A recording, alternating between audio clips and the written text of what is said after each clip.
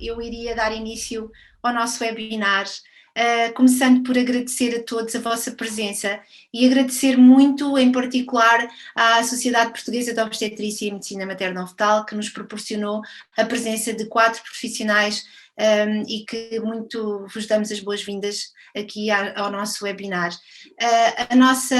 O nosso webinar de hoje é dedicado então ao tema da gravidez e parto na osteogénese imperfeita e eu começaria muito rapidamente por apresentar a nossa associação. Eu penso que já falámos um bocadinho agora sobre isso, o resto das pessoas que estão presentes também já nos conhecem. A APOI é uma associação totalmente voluntária, com o estatuto de IPSS e o ONGPD. Somos uma associação que tem como objetivo principal a melhoria da qualidade de vida dos portadores de osteogénese imperfeita e para tal temos que sempre, e faz parte dos nossos interesses, dos nossos intuitos, a estimulação dos profissionais de saúde para conhecerem um pouco melhor esta nossa doença e incentivar e apoiar a investigação.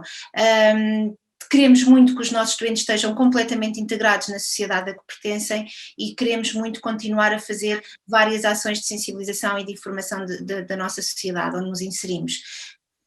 Temos uma presença constante de diálogo com os nossos órgãos da tutela e temos vários projetos em curso que têm como último objetivo a melhoria sempre da qualidade de vida dos nossos associados, dos nossos doentes, dos nossos familiares. Nós vamos ter hoje na apresentação 2 especialistas do Hospital de Santa Maria, a doutora Andreia Fonseca, a doutora Inês Martins, mas temos presente outros profissionais que eu não sei se querem começar por falar ou se no final depois poderão acrescentar alguns comentários à apresentação.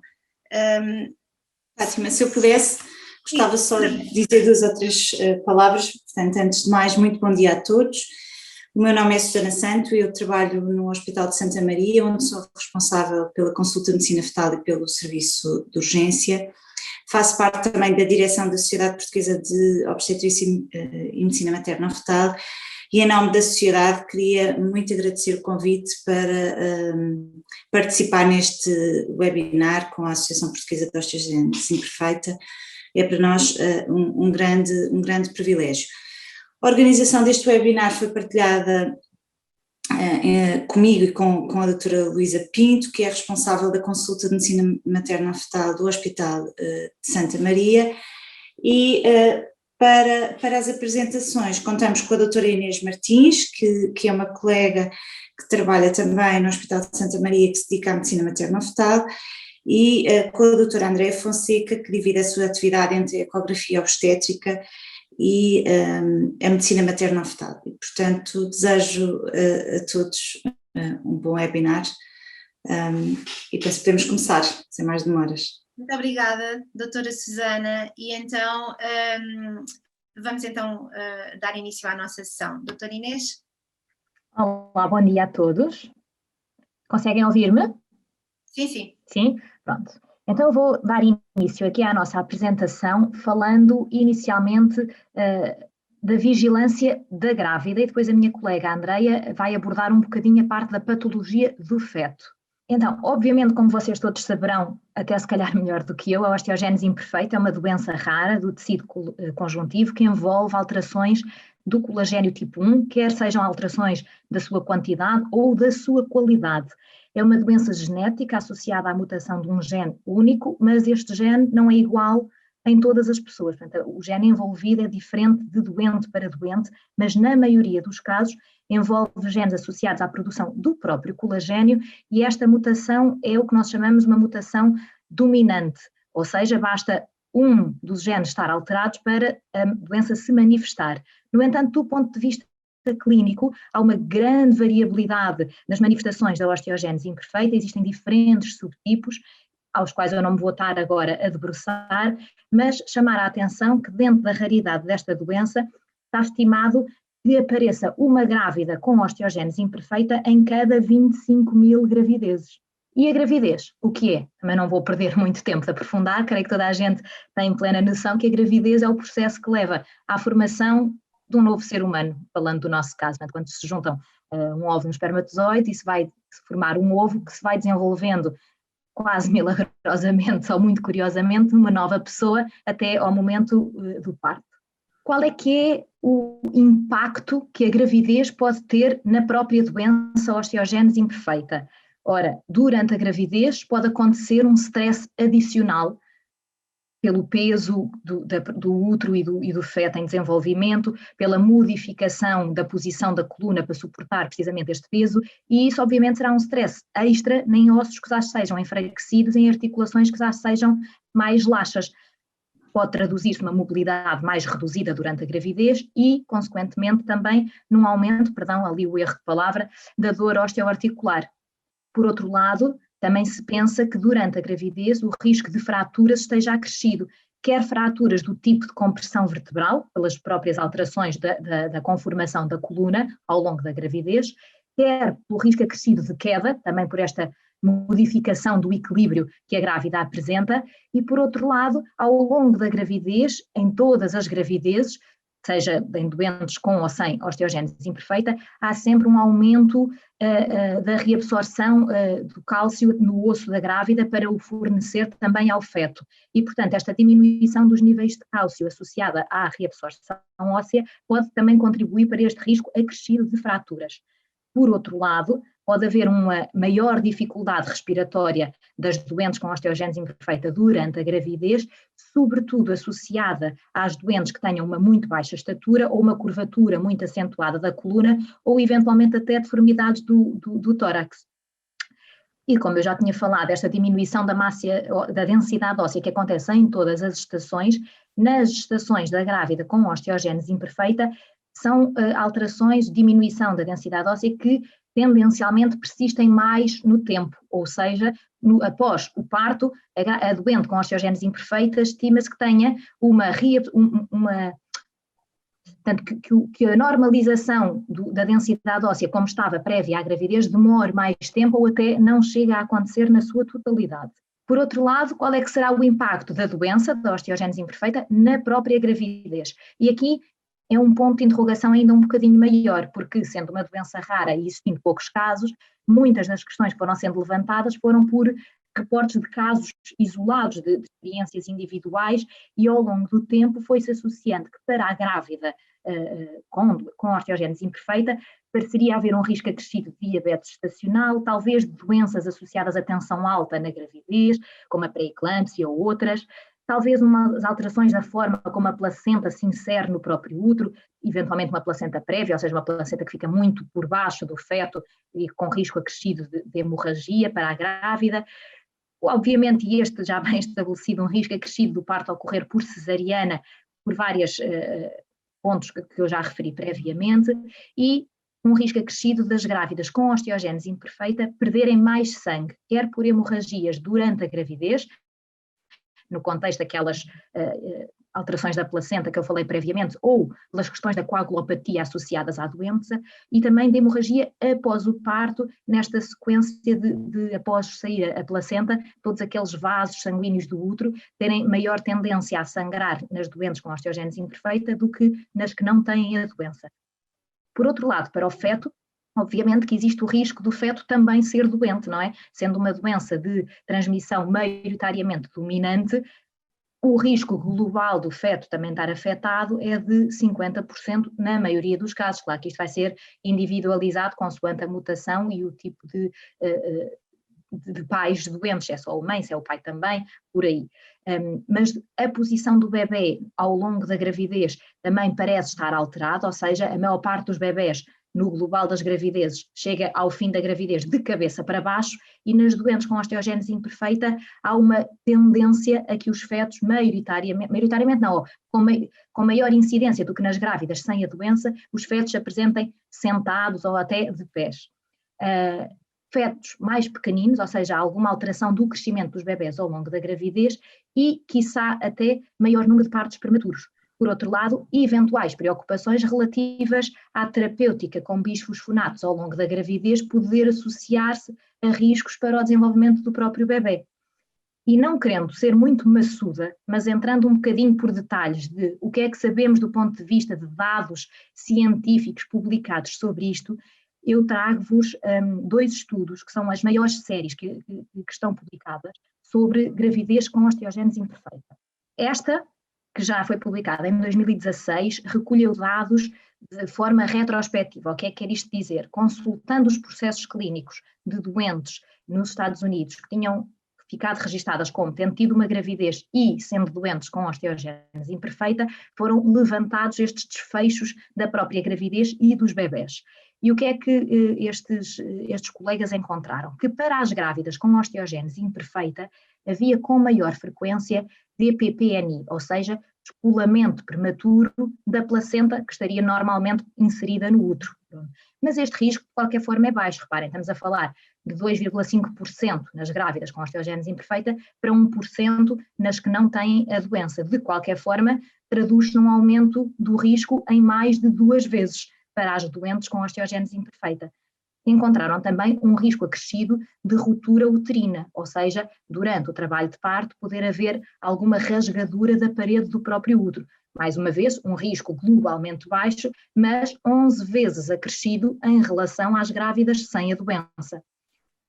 Um risco acrescido do parto ter que acontecer por cesariana, cerca de 75%, risco 6 vezes acrescido em relação às doentes sem a osteogénese imperfeita.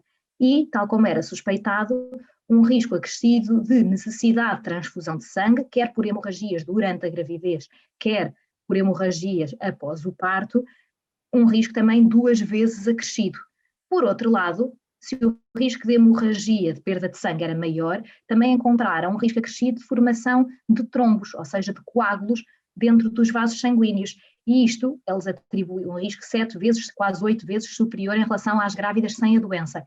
Esta questão das tromboses foi muito associada à questão da imobilidade das grávidas. Portanto, a gravidez por si só e o período a seguir ao parto são, para qualquer grávida, uma fase de vida com risco acrescido da formação de trombos. Ora, numa grávida com osteogénese imperfeita, com alguma limitação da sua mobilidade ou eventualmente até com fraturas, este risco, por essas razões, estará acrescido. Em relação aos bebés nascidos destas grávidas, e independentemente de eles estarem afetados ou não com osteogénese imperfeita, os autores deste estudo viram que o risco dos bebés nascerem mais leves, ou seja, menos pesados do que os das grávidas sem a doença, também estava aumentado em mais de 2 vezes, e eram prematuros também quase no dobro das vezes do que nas grávidas sem a doença, 17% deles prematuros. Um outro trabalho que está publicado, com muitos dados também sobre isto, e são mais de 150 gravidezes registadas, é este outro que eu vos trago aqui, e este fez uma recolha dos dados de forma diferente, ou seja, em vez de irem ver os registros clínicos que tinham sido feitos pelos médicos em relação às gravidezes das doentes com osteogénese imperfeita, não, foi numa associação similar à vossa, mas que existe nos Estados Unidos da América, foi posto um questionário online com muitos itens de resposta direcionada para que as próprias doentes registassem as ocorrências da sua gravidez e das alterações da doença ao longo da gravidez. Portanto, este estudo, que é agora de 2021, ainda nem está impresso em papel propriamente, está só disponível online, fez esta busca dos dados nas próprias doentes. E o que é que conseguiu apontar-nos? Que as grávidas com osteogénese imperfeita apresentam maior risco de fraturas, quer na gravidez, quer no período após o parto, mais ou menos 11%, independentemente do tipo de osteogénese imperfeita. E estas fraturas envolveram sobretudo pés, dedos dos pés, antebraço e coluna. Apresentaram também maior risco de hospitalização, ou seja, foram internadas mais vezes durante a gravidez, 8% delas, versus 0,8% nas sem doença, e isto é que já foi mais frequente nas grávidas com doença mais grave. Por outro lado, em termos de dor lombar, a taxa foi semelhante em relação às grávidas sem osteogénese imperfeita. Houve sim um agravamento da dor que já existiria antes em 75% das doentes.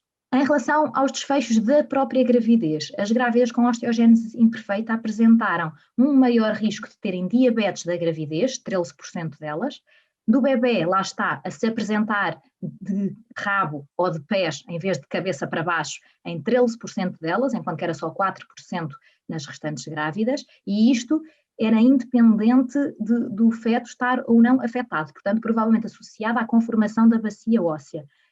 Maior risco de parto por cesariana, 70% dos casos, quase, e de, mais uma vez, necessidade de transfusão de sangue, portanto, chamando aqui mais uma vez a atenção ao risco acrescido de hemorragias durante a gravidez e após o parto nestas doentes.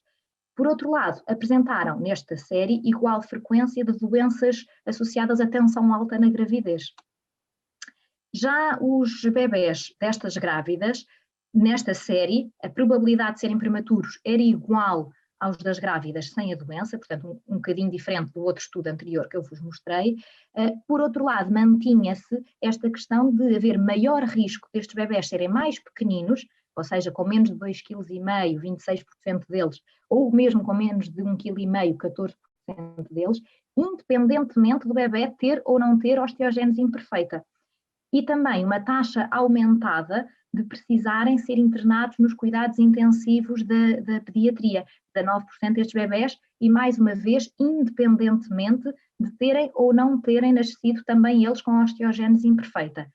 E também um risco acrescido de mortalidade destes bebés aos 28 dias de vida. De qualquer forma, reparem, valores não extraordinariamente elevados, apesar de 5% ser preocupante nesta questão de mortalidade, obviamente. Em relação agora um bocadinho aqui à problemática dos bisfosfonatos, porque é que isto será uma questão a ponderar durante a gravidez nas doentes que estejam medicadas antes de engravidarem? Os bisfosfonatos não são um medicamento daqueles que se toma, funciona, e se não tomamos a seguir já não está a funcionar. Não. São medicamentos que ficam incorporados no próprio osso de quem os toma e que depois vão sendo libertados ao longo do tempo.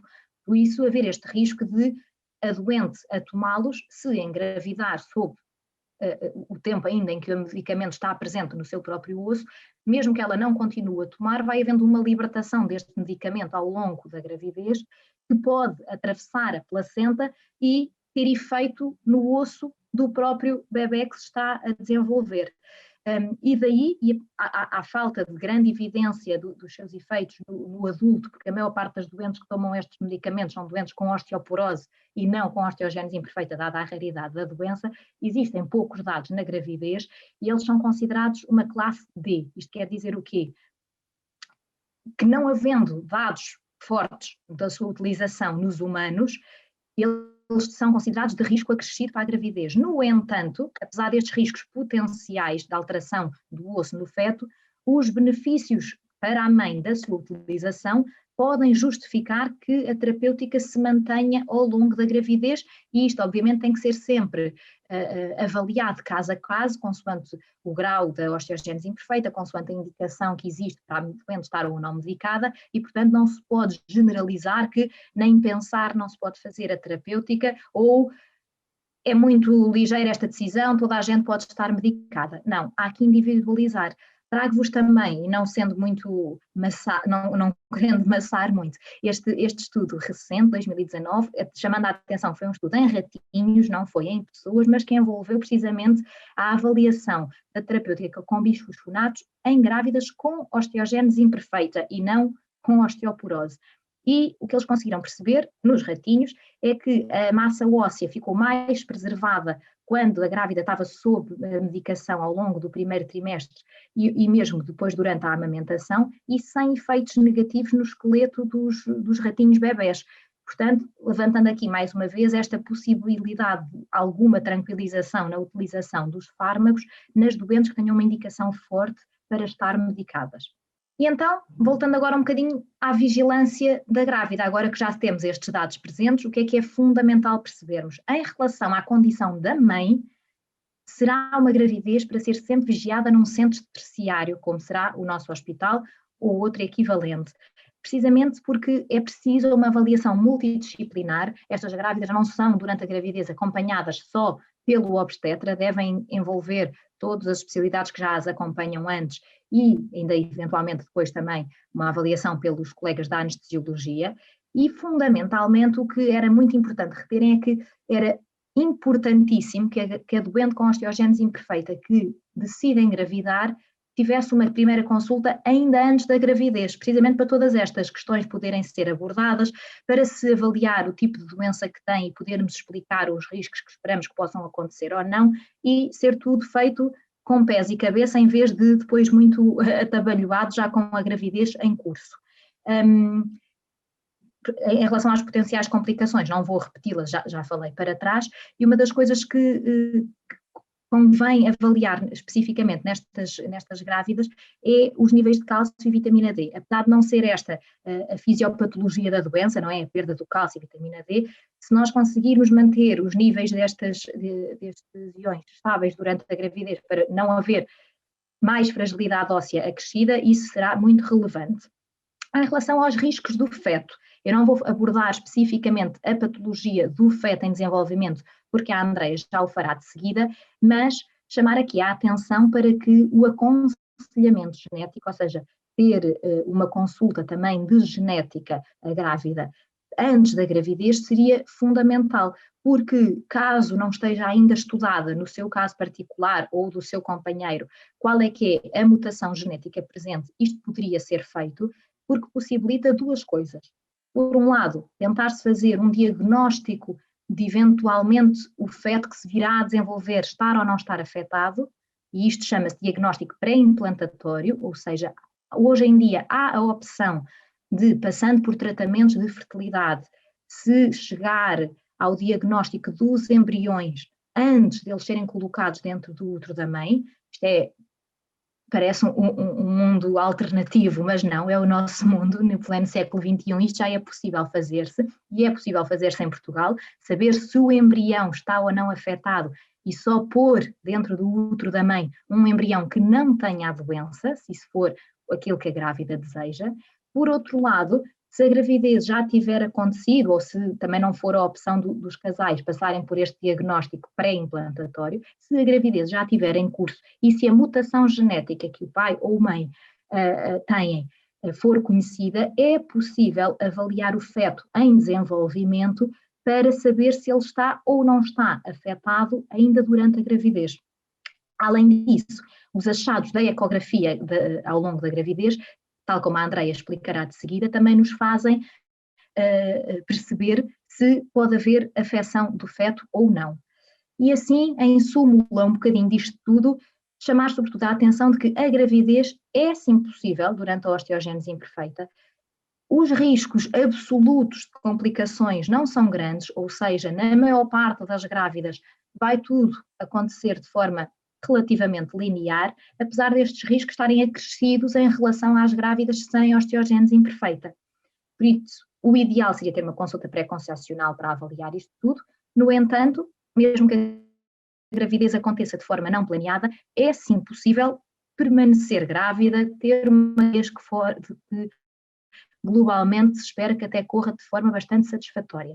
Por outro lado, não posso deixar de abordar este tema um bocadinho sensível, que é a possibilidade de se solicitar o término da gravidez, sobretudo nas situações em que a grávida tenha uma doença grave que se espera que vá ter agravamentos marcados e riscos muito acrescidos para a sua saúde com uma gravidez, ou, por outro lado, nos casos em que o feto seja afetado com osteogénese imperfeita e que seja vontade da grávida solicitar a interrupção da gravidez. E agora passava a palavra à doutora Andreia, que vos vai falar sobre a patologia do feto. Obrigada, Inês. Não sei se já me foi passado o controle. Portanto, eu vou falar assim um bocadinho de forma sumária, inicialmente, sobre o desenvolvimento ósseo durante a gravidez, ou seja, de que forma é que nós podemos olhar para o desenvolvimento do esqueleto do bebê durante a gravidez, e depois falar um bocadinho sobre o diagnóstico pré-natal e a abordagem do feto com osteogénese imperfeita, nomeadamente em dois cenários, quando temos um dos pais com osteogénese imperfeita ou quando, pelo contrário, não há qualquer história familiar conhecida, mas o bebê parece ter achados na ecografia que são sugestivos da doença. Portanto, começando pelo desenvolvimento ósseo intrauterino, nós sabemos que o desenvolvimento dos ossos durante a gravidez se inicia às 8 semanas, mas que só vai estar concluído depois de o bebê nascer. Como nós sabemos, o osso é um bom refletor dos ultrassons, que é a tecnologia que nós usamos para fazer a ecografia. E desta forma, sendo o osso um bom refletor dos ultrassons, as anomalias do esqueleto costumam ser identificáveis na ecografia. Sabemos também que às 14, 15 semanas, a maioria das estruturas ósseas já podem ser visualizadas neste exame. Com base nisto que eu acabei de dizer, facilmente nós percebemos que numa gravidez de baixo risco, ou seja, quando não há qualquer história familiar, é muito provável que na ecografia do segundo trimestre possam ser identificadas alterações, uma vez que esta ecografia já é realizada entre as 20 e as 22 semanas, a altura em que o esqueleto já pode ser avaliado. E esta avaliação que nós fazemos é feita de uma forma estruturada e nós vamos avaliar o comprimento dos ossos, a sua morfologia ou formato, as proporções e também a ossificação, que nós conseguimos avaliar de duas formas diferentes, como eu vos vou mostrar. Aqui nesta imagem o que nós temos são ecografias de um bebê sem osteogênese imperfeita. A primeira imagem, do vosso lado esquerdo, mostra a avaliação do fémur. A vermelho nós estamos a medir o comprimento do osso, a laranja conseguimos ver o formato e depois a verde aquilo que nós vemos é a sombra acústica do osso. O que acontece quando nós incidimos as ultrassons sobre um osso, ele é de tal forma uma estrutura compacta e rígida que pela calcificação em si não há possibilidade das ultrassons passarem e fazem com que uma sombra atrás que limita a visualização das estruturas que estão atrás do osso. Isto é uma sombra acústica normal, ou seja, este osso tem uma ossificação adequada. Da mesma forma, na imagem do meio, aquilo que nós vemos é a avaliação da cabeça do bebê e numa situação em que existe uma ossificação adequada, como existe esta sombra acústica, a parte do cérebro que nós conseguimos ver melhor é a parte que está mais longe de nós, identificada a verde. Depois a imagem que está do lado direito vai nos mostrar um tórax de um bebê sem osteogênese imperfeita e aquilo que nós vemos é que nestas situações é suposto as costelas envolverem cerca de 2/3 do tórax e terem uma estrutura contínua.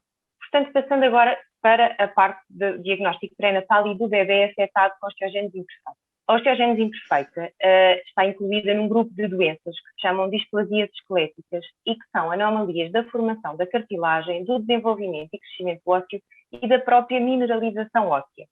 São doenças raras e, como disse a doutora Inês, as manifestações são muito variáveis.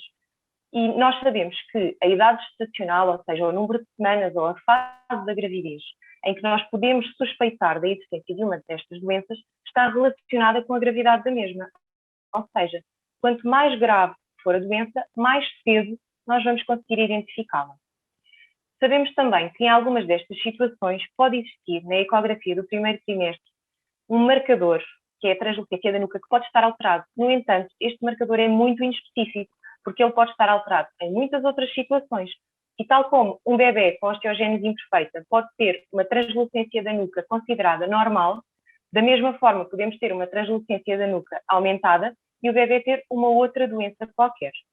Especificamente sobre a osteogênese imperfeita, como sabemos, é uma doença heterogénea com uma gravidade variável e é classificada em vários tipos. Nós temos basicamente disponíveis neste momento ao nosso alcance duas modalidades diagnósticas. No entanto, é muito importante nós sabermos que nenhum teste permite diagnosticar 100% dos casos. A ecografia pode nos mostrar alterações esqueléticas que são visíveis habitualmente nas situações mais graves e tanto mais cedo, quanto mais grave for a situação.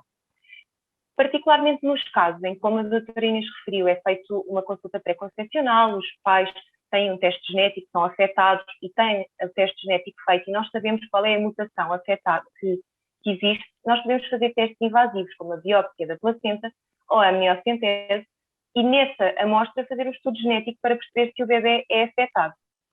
Alguns de vós poderão já ter lido algumas publicações da Orphanet, e existe uma do ano passado que refere os testes pré-natais não invasivos. No entanto, é muito importante nós sabermos que esta é uma alternativa de rastreio, que implica sempre confirmação, e que a validade para a utilização na prática clínica ainda não existe. Portanto, isto ainda vai carecer de algum desenvolvimento ao longo do tempo. Portanto, se nós formos olhar assim de uma forma muito sumária para as diferentes formas e a forma como elas se manifestam no período pré-natal, nós sabemos que a osteogênese imperfeita de tipo 1 ocorre, é a forma mais ligeira, por assim dizer, e aquilo que nós sabemos é que menos de 10% dos bebés vão apresentar fraturas ao nascer. E, portanto, a suspeita diagnóstica deste tipo durante a gravidez é muito menos provável e, se existir, é muito mais tardia. E nós habitualmente pensamos mais neste tipo quando temos uma história familiar conhecida, porque vamos procurar, por exemplo, a mutação que já é conhecida num dos pais. Em relação ao tipo 2, é a forma mais grave, e por isso mesmo é aquela que nós mais frequentemente diagnosticamos ou suspeitamos na gravidez, porque existem fraturas desde uma fase precoce, sendo a suspeita diagnóstica possível a partir das 16 semanas. Em relação ao tipo 3, podem ou não estar presentes fraturas na gravidez ou ao nascer. Nós sabemos que os defeitos de ossificação do crânio podem não ser tão evidentes, mas habitualmente a partir das 18 semanas e fazendo uma avaliação seriada, ou seja, fazendo várias ecografias para avaliar de que forma é que está a decorrer o crescimento ósseo, nós podemos identificar alterações sugestivas deste tipo. Em relação aos outros tipos, os achados que nós vemos no período ainda pré-natal são inespecíficos e podem surgir de forma tardia. Sabemos também que na ausência de história familiar, a maioria dos casos que se detectam durante a gravidez são tipo 2 ou tipo 3 e a distinção entre os dois tipos pode ser complicada. Portanto, vou-vos mostrar agora algumas imagens de bebés com osteogénese imperfeita. Estas são as ecografias, vemos sempre à direita e em cima aquilo que nós veríamos num bebé saudável. E, portanto, em relação aos membros, o que é habitual vermos são fraturas com a formação de calos ósseos, vermos que os ossos longos são curvos ou angulados e que há um encurtamento dos membros. Em relação ao crânio, como existem alterações da própria ossificação, o que nós vamos ver é que torna-se muito mais fácil avaliar o cérebro, ou seja, aquela sombra acústica que havia sobre a metade do cérebro que estava mais próxima de nós não é tão evidente e, portanto, nós vamos ver as estruturas cerebrais com muito mais facilidade. Isto é quase, muitas vezes é designado como uma supervisualização das estruturas cerebrais. Vemos também que o crânio em si acaba por ser compressível ou deformável com a pressão que se vai fazendo com a sonda da ecografia. Em relação ao tórax, podemos ter costelas em colar de pérolas, ou seja, o que acontece é que temos várias fraturas e depois a formação de calos ósseos acaba por dar esta aparência em colar de pérolas. A própria circunferência do tórax é mais pequena e podemos ter um sinal que se designa por tórax em rolha de garrafa de champanhe ou em sino, que no fundo corresponde a um tórax estreito, depois com o abdômen com o tamanho que seria expectável para o número de semanas daquele bebê. Portanto, cada vez que temos um casal em que um dos progenitores é afetado ou em que existe suspeita numa ecografia de rotina do bebê ser afetado, esse casal deve ser enviado para um centro terciário, deve ser realizada ecografia diferenciada, portanto deve ser um centro com experiência neste tipo de avaliações. Muitas vezes podem ser necessárias avaliações seriadas, para além da vigilância habitual, caso um dos progenitores seja afetado. É muito importante que haja uma avaliação multidisciplinar que envolva a obstetrícia ou a medicina fetal, a genética e a neonatologia, em combinação com a pediatria. Porquê? Porque vai ser importante para o casal perceber quais as implicações que isto vai ter, quer em termos de vigilância, quer em termos de vida do bebê, para, como a minha colega referiu, o casal possa ou preparar-se para a chegada de um bebê potencialmente afetado, ou então, se considerar, e se for uma situação grave, poder ponderar mesmo terminar a gravidez antes das 24 semanas e 6 dias. É muito importante o aconselhamento genético. Isto é uma doença geneticamente heterogénea, portanto existem mais de 100 mutações que podem provocar esta doença e nós sabemos que nenhum teste permite diagnosticar 100% dos casos. Se tivermos um casal em que um dos progenitores tem osteogénese imperfeita, o que nós sabemos é que o mais provável é que se trate de uma osteogénese imperfeita tipo 1. Antes da gravidez deve haver uma consulta pré-concepcional feita pela obstetrícia e uma consulta de genética. Como já referimos, é fundamental determinar a mutação presente no progenitor afetado, pois só assim vamos poder fazer, caso seja a opção do casal, diagnóstico genético pré-implantatório, ou seja, como a minha colega referiu, fazer uma fertilização in vitro e depois selecionar um embrião que não tenha a doença, ou então, durante a gravidez, fazer diagnóstico pré-natal, ou seja, confirmar que a mutação está presente no bebê. A vigilância, como referimos, deve ser um centro terciário, são necessárias várias ecografias ao longo da gravidez, mais do que é habitual numa situação de rotina, e se o casal pretender, pode ser feito diagnóstico pré-natal, principalmente se conhecida a mutação do progenitor. Não existe risco acrescido de outras doenças congénitas, ou seja, a probabilidade deste casal ter um bebê com outra doença qualquer congénita é igual à do casal que não tenha osteogénese imperfeita. Em casos muito raros, o bebê pode ter uma mutação diferente da mutação do progenitor, mas isto é tão provável como qualquer casal não afetado ter um bebê com osteogénese imperfeita. Se tivermos uma situação em que o bebê, numa ecografia de rotina, apresenta alterações sugestivas de osteogénese imperfeita, esta grávida deve ser referenciada a um centro terciário, deve ter consulta de obstetrícia e de genética e deve ser feita uma ecografia especializada para confirmar estas alterações e para fazer esta vigilância seriada posterior. Pode ser considerado, de acordo com o aconselhamento da equipa de genética, fazer diagnóstico pré-natal com um teste invasivo, ou seja, uma biópsia da placenta ou uma amniocentese. No entanto, a ausência de mutação não permite excluir este diagnóstico, porque vai-se procurar um bocadinho às cegas uma mutação, uma vez que não sabemos qual é. Deve haver aconselhamento multidisciplinar claro e discutir sempre o prognóstico com o casal. Sabemos que nestas situações, como já referi, o mais provável é tratar-se de uma osteogênese imperfeita tipo 2 ou tipo 3 e a diferenciação pode não ser possível e isso é muito importante explicar ao casal, porque sabemos que o prognóstico das duas situações é um bocadinho diferente, apesar de serem situações graves, as duas. Em relação ao risco na gravidez seguinte, nós sabemos que ele está dependente de vários fatores, nomeadamente se um dos progenitores tem osteogênese imperfeita e quantas gravidezes afetadas é que este casal já teve. Como a minha colega referiu na apresentação dela, o mais provável é que, se houver um progenitor afetado, por exemplo, isto se trata de uma situação autossómica dominante. Quando temos um progenitor com osteogênese imperfeita de tipo 1, sabemos que o mais provável é que o risco de recorrência, ou seja, disto acontecer novamente na gravidez seguinte, seja 50%. No entanto, aqui é fundamental o aconselhamento por alguém da genética e nós sabemos que quando temos, por exemplo, um progenitor em que o casal não é afetado por osteogênese imperfeita e temos uma suspeita diagnóstica durante a gravidez com base nas ecografias, ou seja, temos provavelmente uma osteogênese imperfeita de tipo 2 ou de tipo 3, o mais provável é termos uma destas duas situações. Ou temos uma mutação de novo, ou seja, numa fase muito precoce, em que se juntaram as células reprodutivas, surgiu uma mutação logo ali no início e, portanto, nenhum dos pais a tem.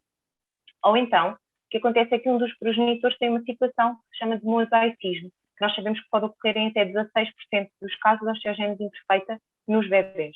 O que é que isto significa? Significa que um dos progenitores tem algumas células do seu organismo afetadas.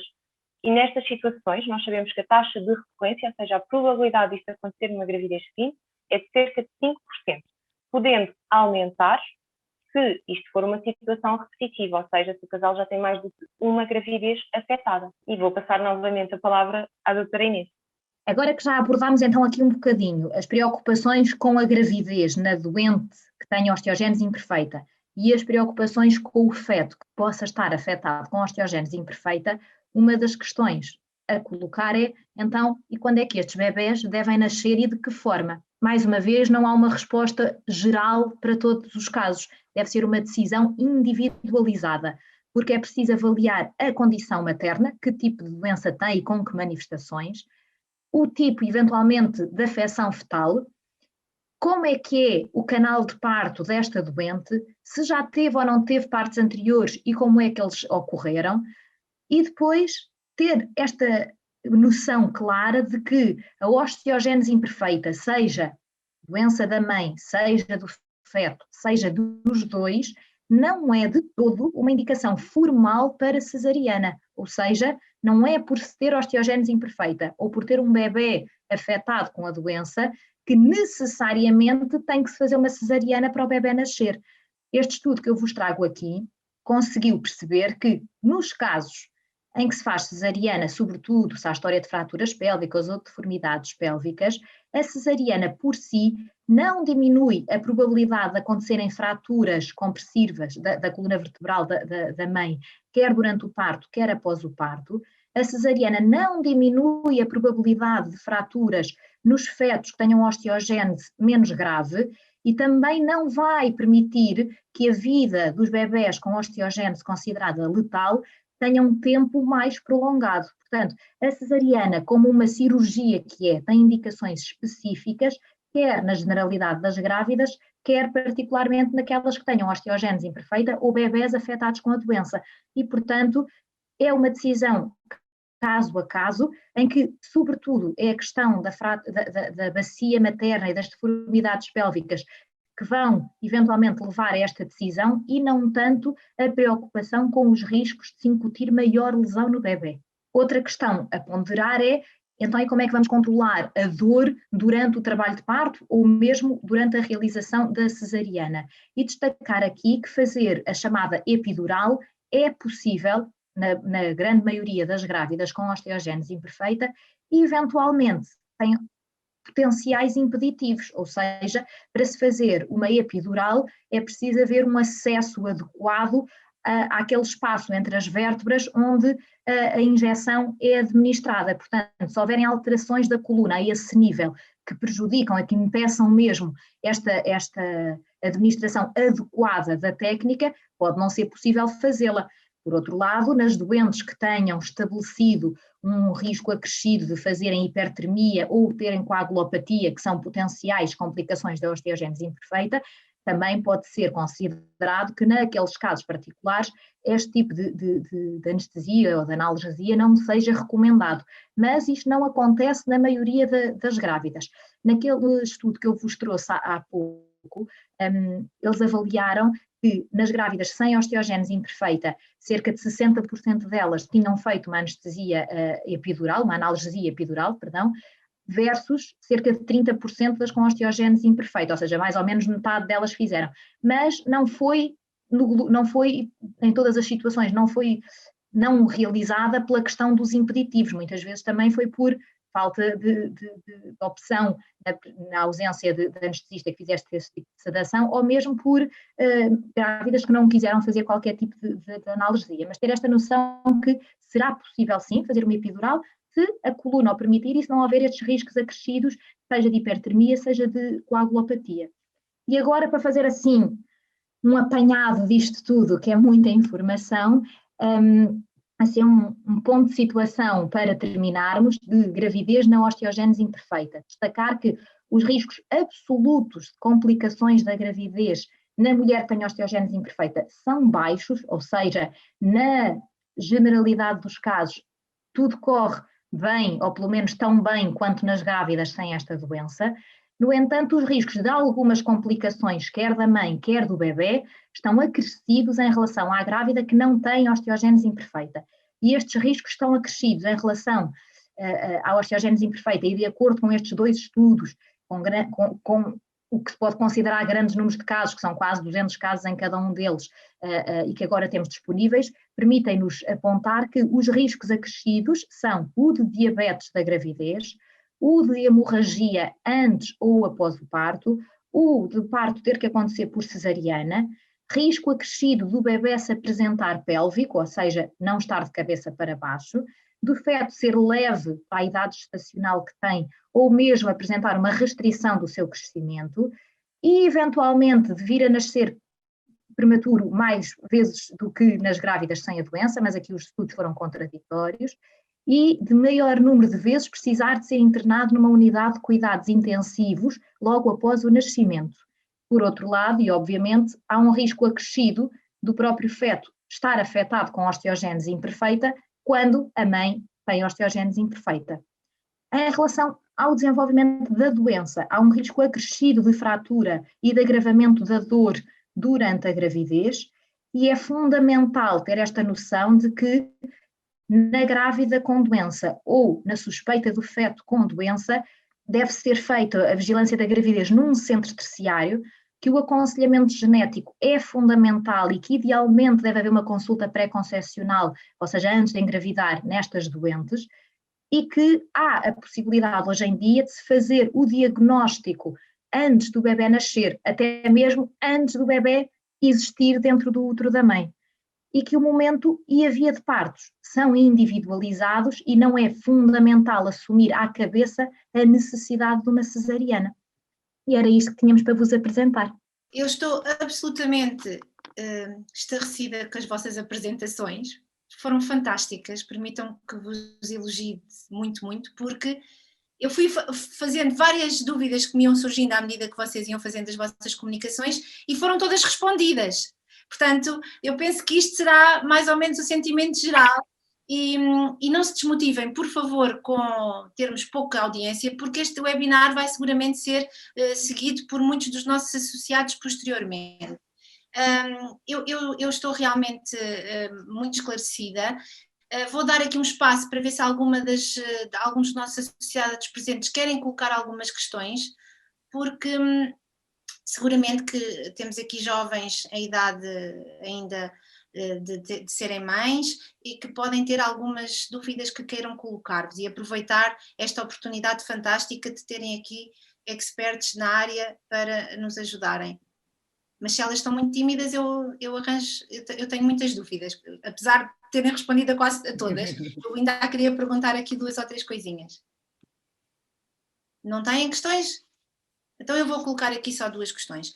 Realmente é muito tranquilizador e algumas observações, os dados que vocês apresentaram sobre os bifosfonatos, porque eu como reumatologista tenho sempre muito receio de dar bifosfonatos às mulheres em idade fértil quando temos indicação para isso, e sendo a osteogênese a situação que é, enquanto que se calhar quem já foi mãe nos tempos antecedentes podia correr o risco de não ter feito ainda bifosfonatos na sua infância ou na sua adolescência, daqui para a frente cada vez isso será menos provável acontecer, ou seja, os nossos futuros pais, as nossas futuras mães, quase todas vão ser sujeitas à terapêutica com bifosfonatos durante a infância ou durante a adolescência, ou durante as duas fases da sua vida. Portanto, é realmente tranquilizador e ainda mais tranquilizador saber que podem ser administrados pelo menos durante o primeiro trimestre. O tipo de tempo que nós fazemos, quando as perfusões, os protocolos que nós temos de administração dos bifosfonatos podem variar entre de 6 a 6 meses ou de ano a ano, portanto, conseguirmos pôr aí uma gravidez também, se for planeada e tudo mais, também será mais fácil e realmente é tranquilizador porque nós sabemos que pode haver então esta desmineralização ainda maior durante esta fase. Outra coisa que eu gostava de salientar, é fantástico sabermos que já é possível o diagnóstico pré-implantatório e eu queria perguntar se realmente só parte do desejo dos pais. Ou seja, no caso de termos um casal em que um dos progenitores está afetado, basta manifestar esse desejo ou tem que haver mais algum requisito para que podermos pedir este diagnóstico pré-implantatório? Bem, é fundamental a mutação estar caracterizada. Primeiro que tudo. Vocês não fazem uma avaliação total do DNA, portanto vocês não, a ideia do diagnóstico pré-implantatório não é selecionar bebés perfeitos. Claro. É selecionar embriões especificamente sem a exceção que se espera que com grande probabilidade, neste caso 50%, vá recorrer. Portanto, a mutação tem que estar exatamente identificada. É para se ir procurar essa, não se vão excluir todas as outras. Se parte só do desejo dos pais, é um equilíbrio entre desejo dos pais de saberem a mutação antes da gravidez, desejo dos pais de fazerem a técnica, vontade dos pais de aguardarem o tempo necessário que podem aguardar, capacidade dos pais esperarem pela demora que pode ter associada, porque em termos de Serviço Nacional de Saúde, e ao meu conhecimento, isto ainda é feito só no centro do Porto, ou capacidade dos pais o fazerem em regime privado num dos vários centros de procriação medicamente assistida. Acho que é deste equilíbrio geral que vai resultar essa decisão. Muito bem. Mas, apesar de ser feito só no Porto, a doente não tem que ser do Porto para aceder a isso. Daí esta questão da avaliação pré-concepcional ser fundamental, porque depois pode haver esta referenciação entre os colegas de genética para esse centro. Muito bem. Outra questão que eu gostava de lhe colocar, vocês suplementam então sempre as grávidas com osteogênese imperfeita e noutras circunstâncias com cálcio e vitamina D. Vocês têm... Não se suplementa sempre, é fundamental, tal como seria em todas as grávidas, ter a certeza que os níveis de cálcio e vitamina D estão dentro do que é considerado normal. Não há evidência nenhuma que uma supra-suplementação seja benéfica, pelo contrário, é preciso dosear os níveis para ver se estão adequados. Se estiverem adequados, não é preciso haver suplementação. Se não tiverem, obviamente, para contribuir para uma menor desmineralização óssea, isso deve ser equacionado, mas não é uma regra geral ter que suplementar todas as doentes com osteogênese durante a gravidez, só se os níveis estiverem reduzidos e o objetivo é atingir a normalidade dos valores e não um valor supra de cálcio ou de vitamina D. Portanto, se as grávidas partirem de um valor normal, vocês não suplementam. Ok, muito bem. já agora gostava também de fazer uma questão que tem a ver um bocadinho mais com a organização de serviços propriamente dita do que o aspecto da gravidez. Tendo em conta todas as questões que tanto a doutora Inês como a doutora Andreia nos estiveram aqui a explicar de forma de facto fantástica, parece-vos que de alguma forma faz sentido que as jovens com osteogénese imperfeita, portanto, sobretudo as jovens mulheres com osteogénese imperfeita, sejam, de certa forma, educadas no sentido de recomendar que comecem a ter alguma preocupação com uma avaliação num centro terciário para as consultas de rotina de ginecologia. Isso poderá facilitar um dia mais tarde, quando decidirem ser mães e pensarem pôr um processo de gravidez em curso, ou não vos parece que seja absolutamente necessário que haja um acompanhamento regular do ponto de vista ginecológico logo desde a fase da adolescência? Queres que eu responda, Inês? Ia precisamente dizer que, sendo uma coisa da organização, lhe passava a palavra. Eu ainda não me tinha apresentado, meu nome é Luísa Pinto, eu sou responsável pelas consultas de obstetrícia, baixo e alto risco, e também pela consulta pré-concepcional no Centro Hospitalar Universitário de Lisboa Norte, portanto mais vulgarmente conhecido por Hospital de Santa Maria. Enfim, já tinha visto as apresentações que de facto foram muito claras. E em relação à questão que põe, não me parece que seja necessário de facto que as jovens sejam vigiadas numa consulta de ginecologia hospitalar, porque não vão ter maior facilidade de acesso a uma consulta pré-concepcional ou de obstetrícia, pelo facto de não estarem ligadas à nossa consulta de ginecologia.